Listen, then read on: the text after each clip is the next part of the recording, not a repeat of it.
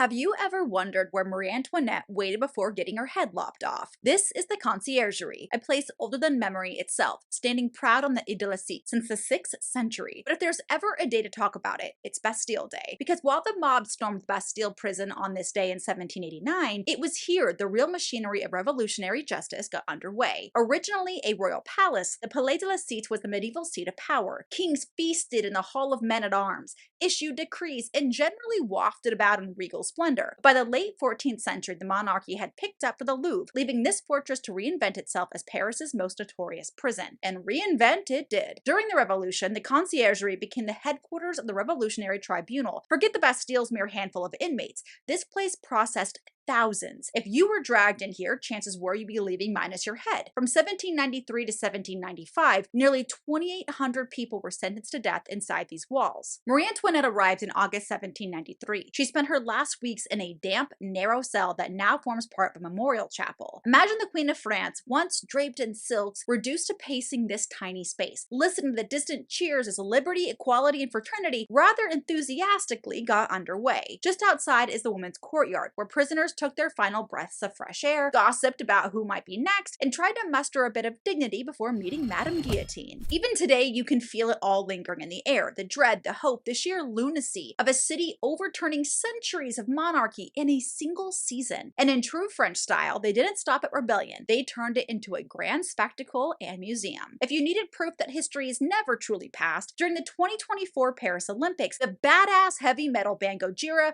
played right in front of these walls. It is perhaps my favorite performance of any opening ceremony, an absolute celebration of the revolution, complete with headless bodies. So this Bastille Day, spare a thought for the Conciergerie, where the monarchy didn't just fall, it was thoroughly decapitated. Viva la revolution! And mind your neck.